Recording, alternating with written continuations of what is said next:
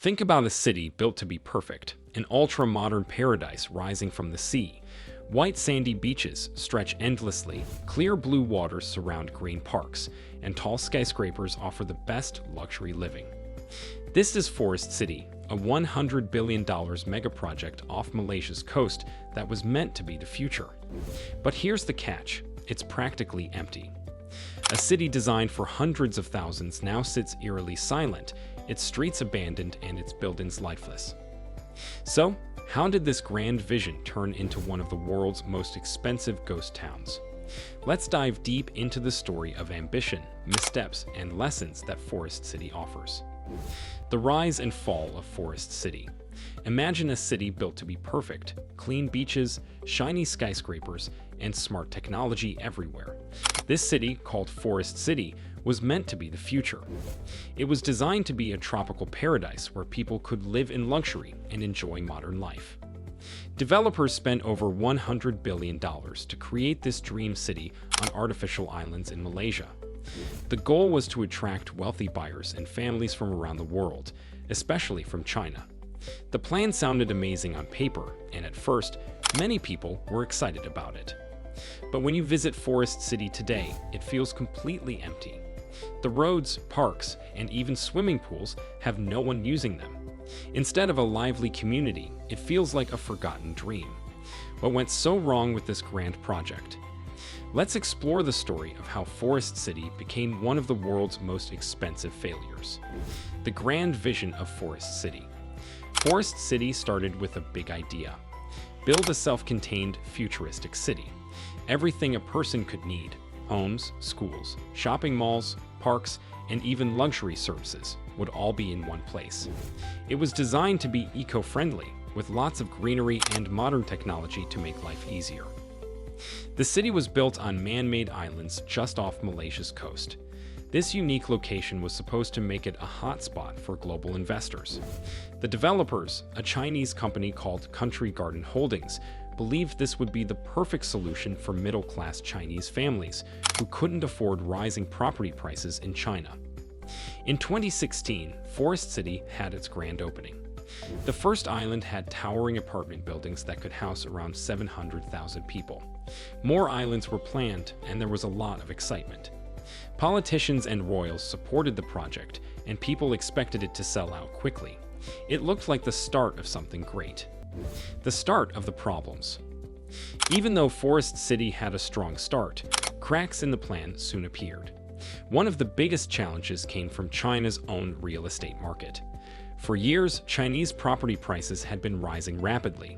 Many people bought homes and land, not to live in, but to make money as prices went up. The Chinese government noticed this problem and decided to stop people from spending too much money on real estate.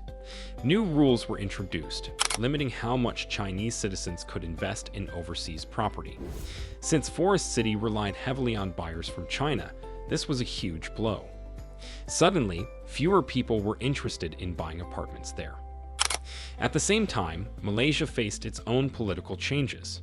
The new government didn't fully support the project, and foreign buyers started to feel uneasy. Then, COVID-19 pandemic made things even worse. Construction slowed down, and travel restrictions meant no one could visit or invest in the city. What started as a shining example of modern development quickly turned into a ghost town.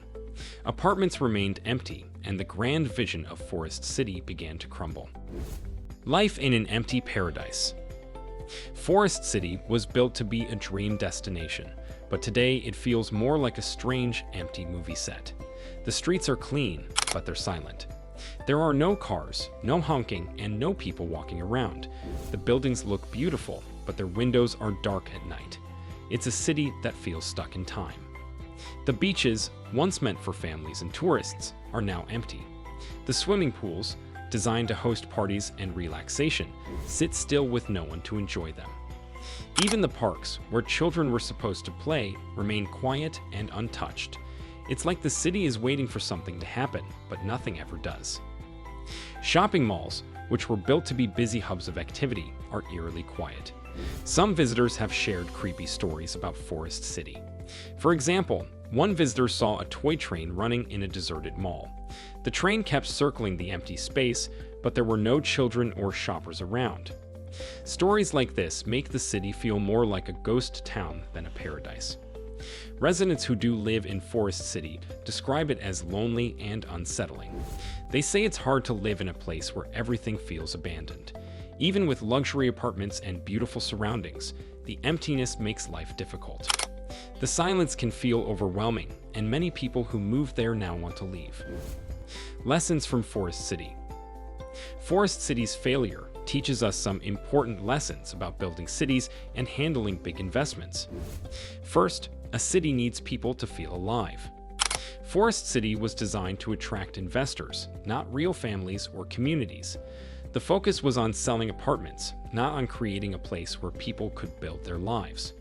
Without enough residents, the city became lifeless, no matter how beautiful or modern it looked. Second, every big project depends on stability. Forest City faced major challenges because of political changes in Malaysia and stricter rules in China. These changes made investors nervous and slowed down sales.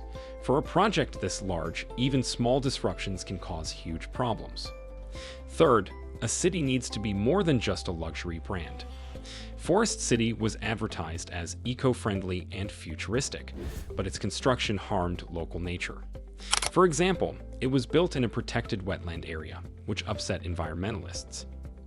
Real sustainability means balancing development with care for the environment, which Forest City didn't fully achieve. Finally, it's important to consider what people truly need. Forest City's apartments were marketed as luxury investments, but they didn't solve real housing problems. Many Chinese middle-class families couldn't afford these properties, and local Malaysians didn't see them as practical. A city can only succeed if it meets the needs of its people. Can Forest City be saved? There is still hope for Forest City. The Malaysian government has declared it a special financial zone. This means there are now tax benefits and other perks for people who want to live or work there. Developers of Forest City are also working hard to keep it looking beautiful. They believe the city can bounce back and attract new residents. Recently, there have been efforts to draw skilled workers and foreign companies. Some people think Forest City can still become successful if it finds its purpose. Others believe it will stay a ghost town forever. Only time will tell if this billion-dollar dream can rise again or remain a costly mistake. Forest City is a story of vision and missteps. It reminds us of the fine line between ambition and practicality. As the world watches, one question remains: can this billion-dollar dream find its purpose, or will it forever be a ghostly relic of what could have been? Stay tuned for more fascinating stories about ambitious projects that shaped our world. Thanks for watching, and don't forget to like, share, and subscribe for more.